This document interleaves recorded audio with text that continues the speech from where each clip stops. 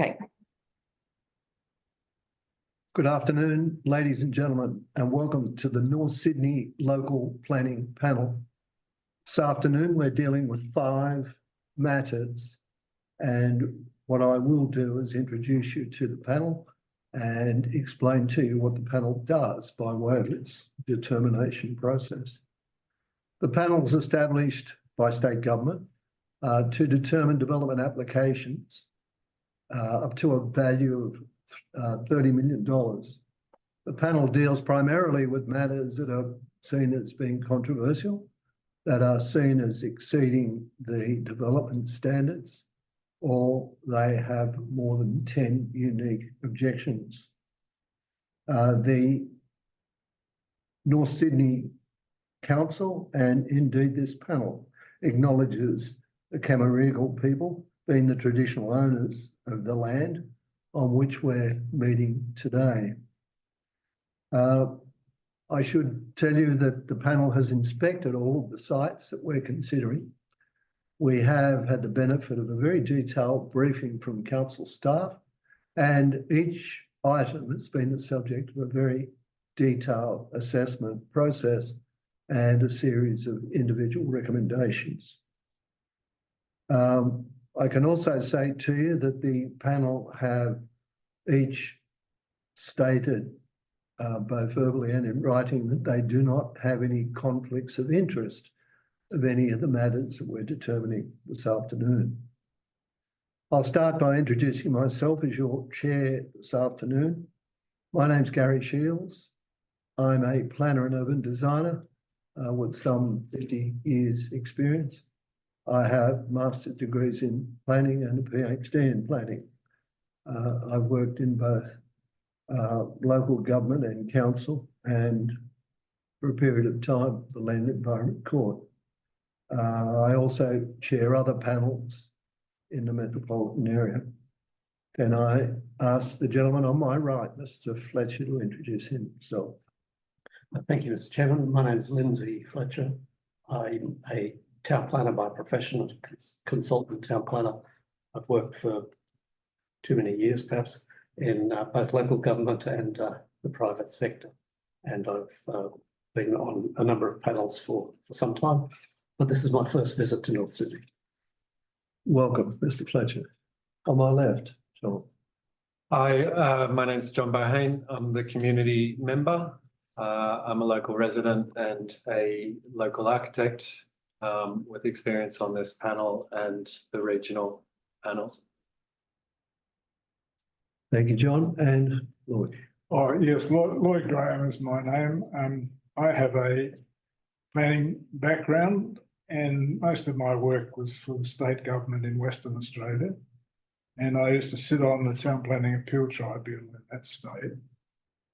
Since moving to Sydney, I've been on a number of local planning panels. I run my own planning consultancy with work in metropolitan Sydney and also regional New South Wales. Thank you. Thank you. Ladies and gentlemen, the process that we will go through this afternoon is to hear from those that have requested to be heard from.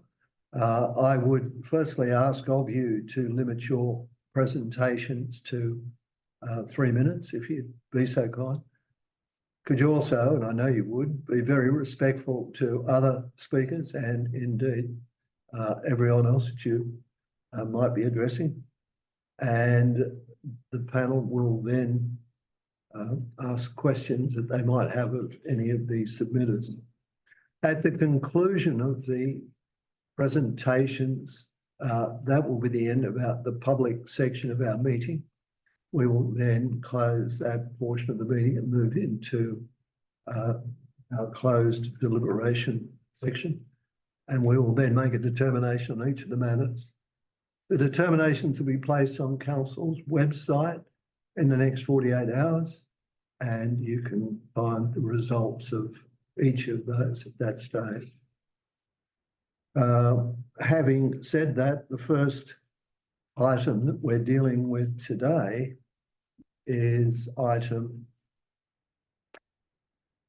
first person we have addressing us today is on item 1, and that's 50 Milson Road, Cremorne.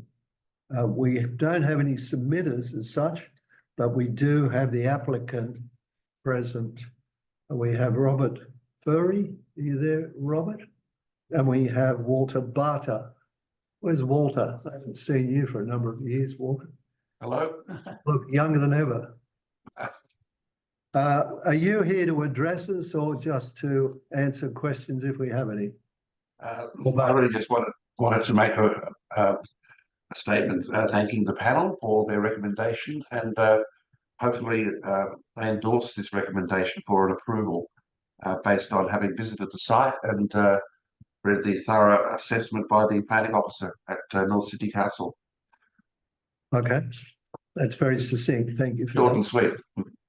that. Robert, did you want to add to that at all? The only thing that I would request is that Walter is allowed to prepare the landscape plan, as opposed to a horticulturist. Walter does all of the landscape plans for all of the DAs in our office, given that he has an extensive background in horticulture at a personal level, that has developed over the years to a professional level, really, and he would be more than capable to prepare it for council's review. We'll take that request on board when we deal with the matter. Thank you for that. And thank you for attending this afternoon. Item 2.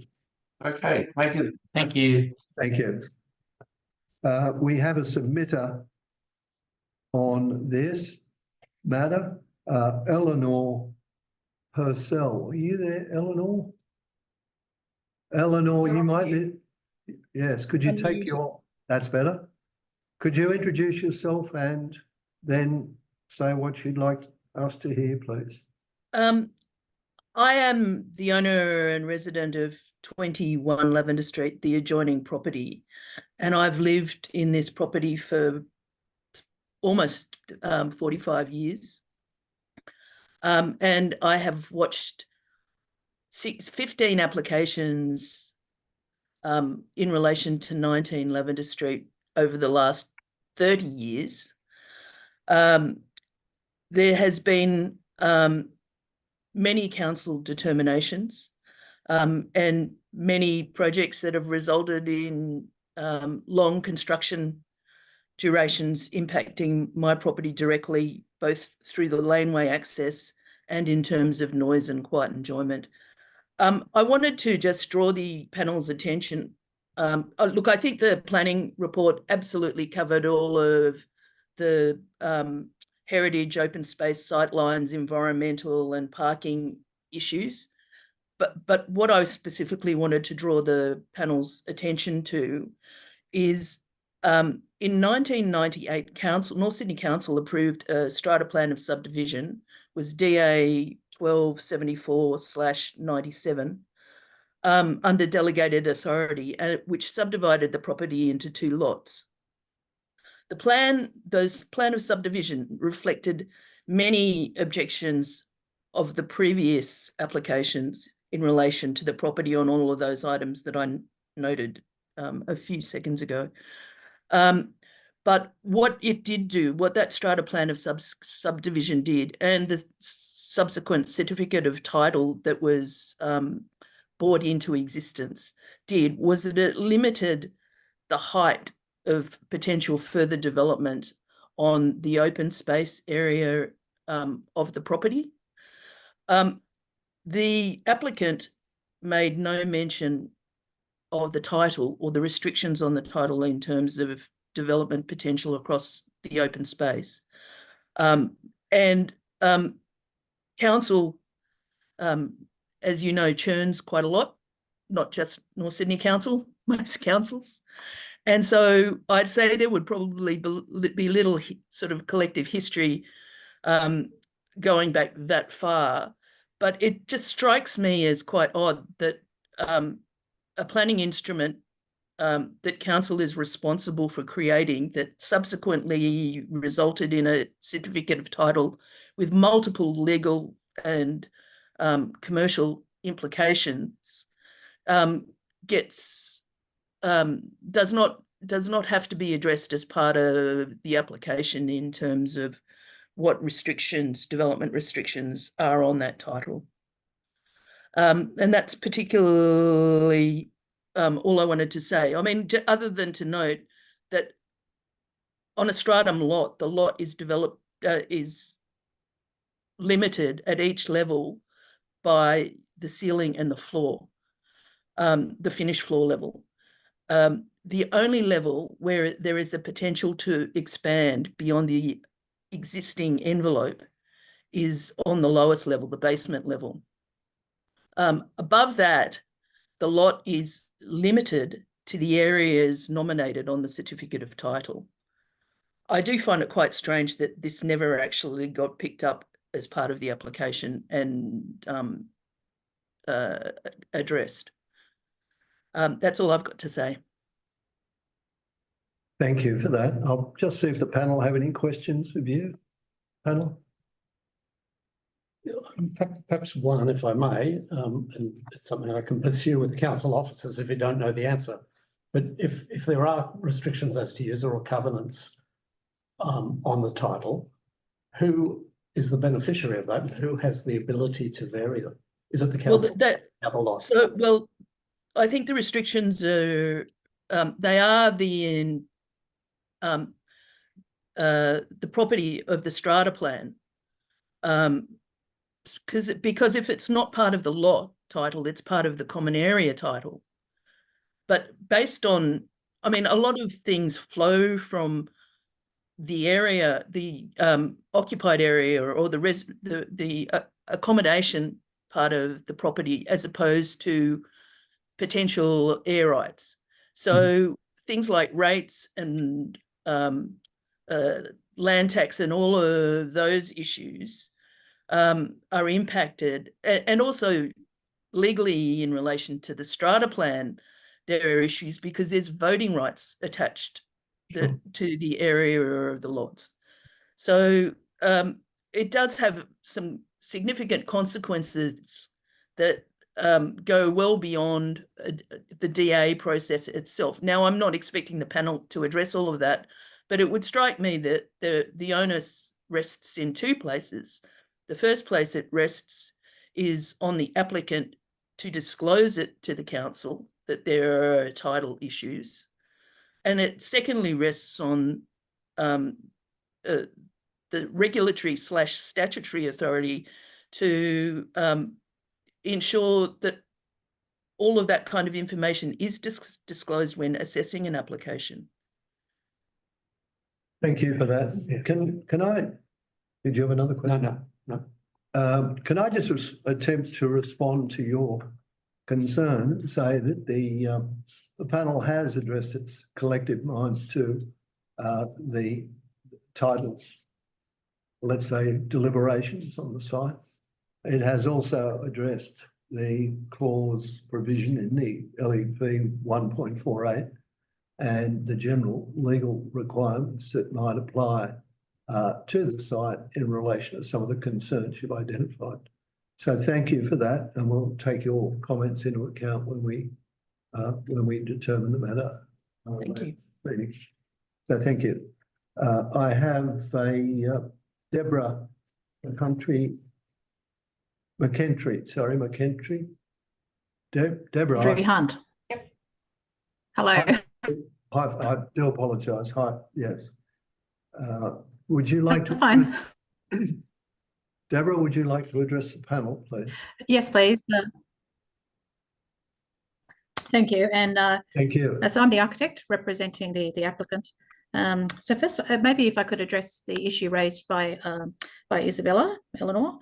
In regard to the strata plan, like all strata plans, there is a stratum height on.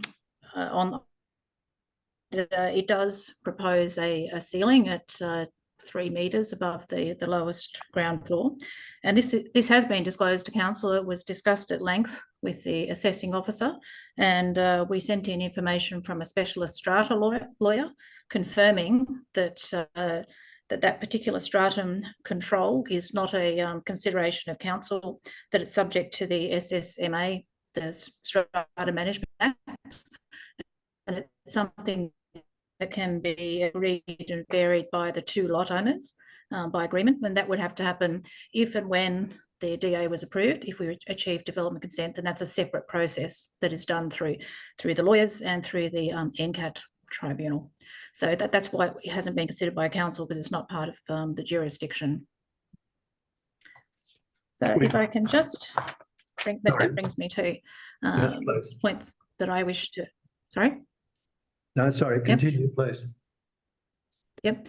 So yes, so I've just got four points to make. Firstly, I just wanted to state that we did offer to provide an arborist report, and we discussed this with council, and we were of the understanding that council were waiting to accept it, and then we were under deliberations with council where we actually put forward amended plans, and we're in discussions with council to submit those, and then for whatever reason council changed tack and decided to recommend refusal rather than waiting for the plans.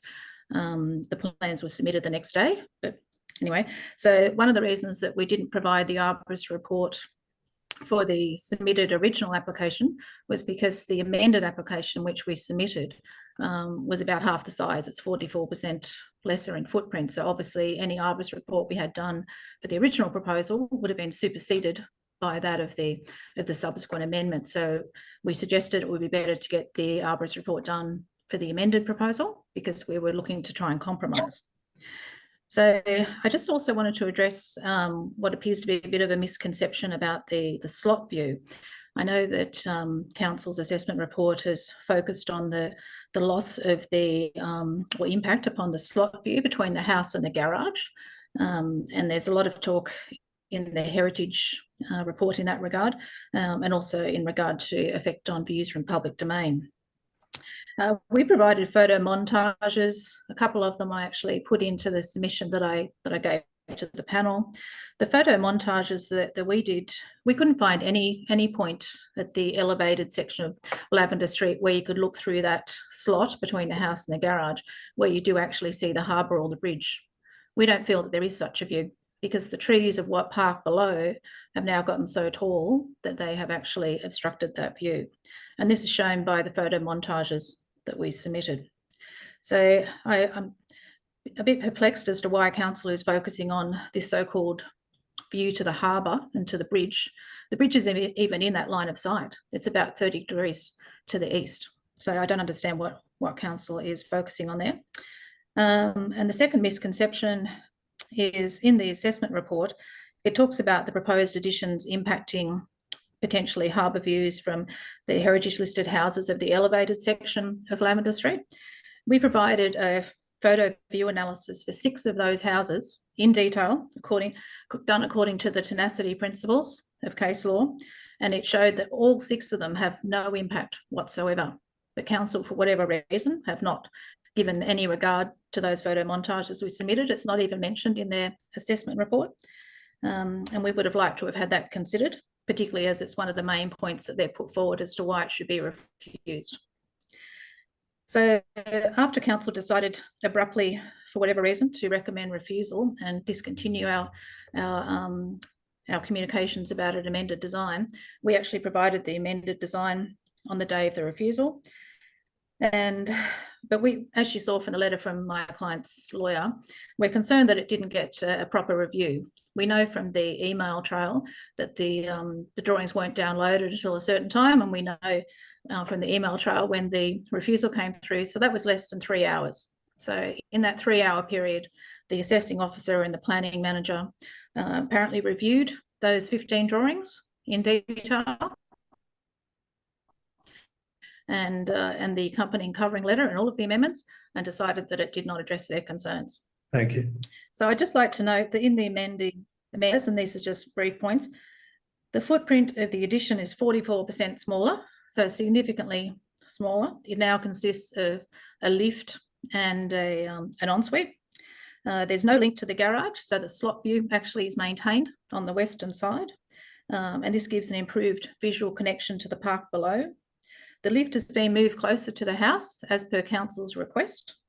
There's no excavation proposed at all except for strip footings for the lift, The lift has a pit depth of 150 mil, 15 centimetres, so it's certainly not a lot of excavation. We provided a letter from a structural engineer confirming that the Sydney sandstone base that the site sits on does not need piles, it does not need any extensive excavation, that it's suitable for simple strip footings, which we feel would have no impact upon the trees, which are more than 15 metres below the site.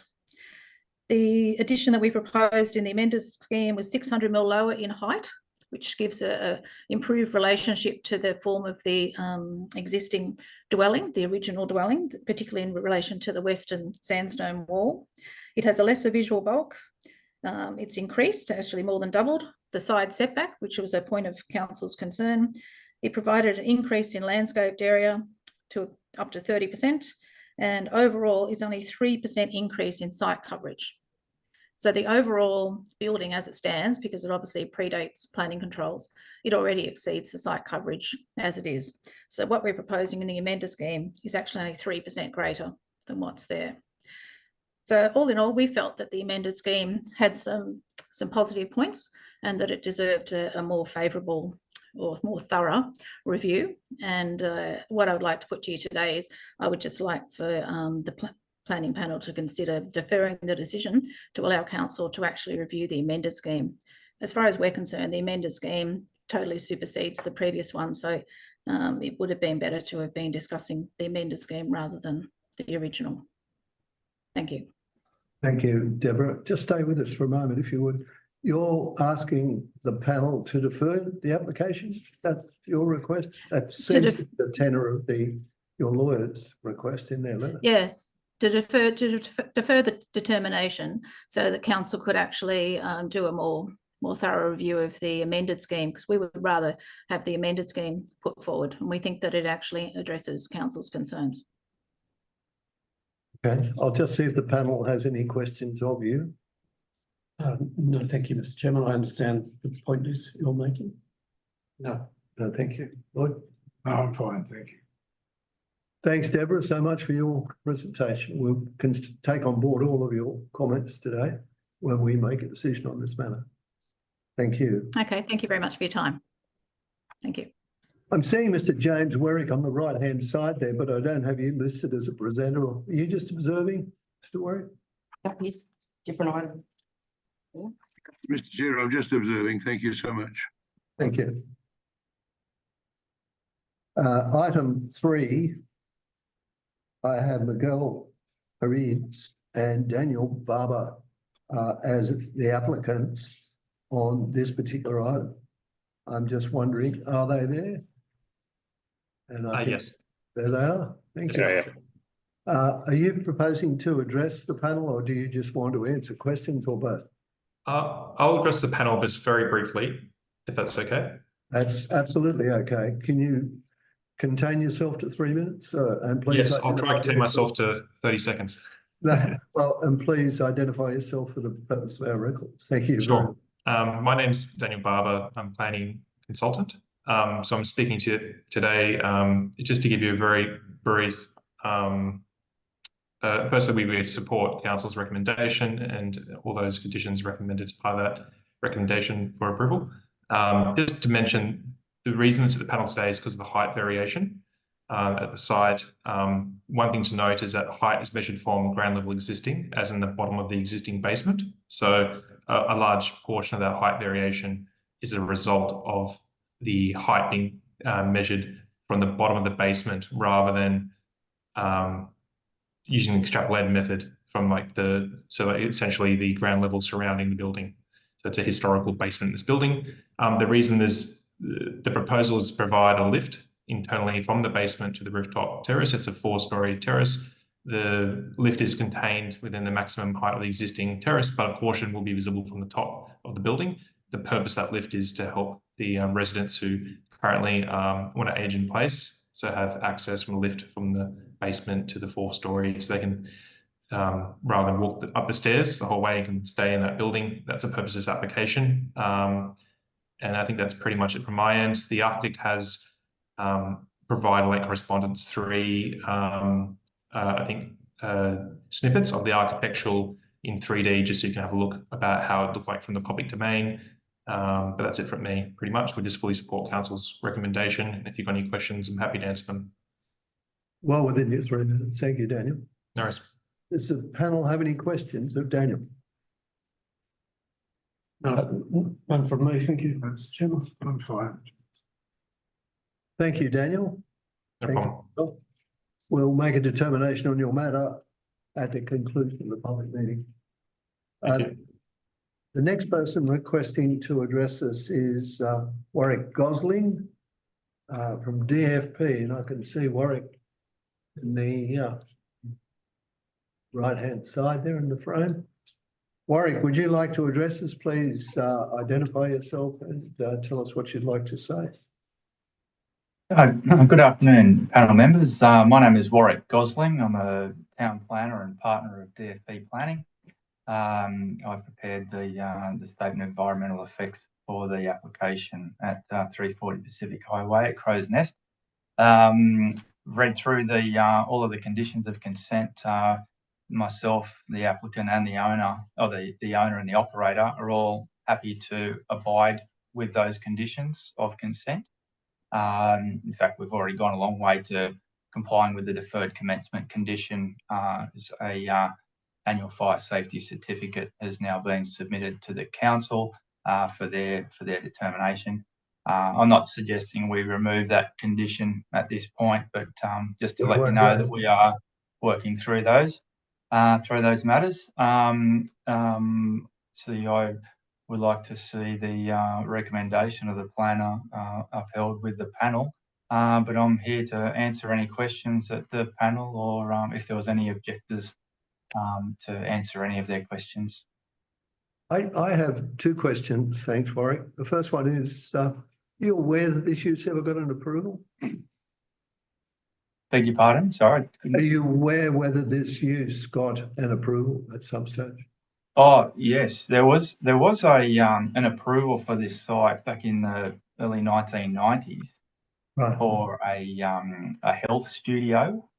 Yeah, we've seen that. Now, yeah, so as you may be aware, I think well, it was around about 97, 98, around then that The legislation changed.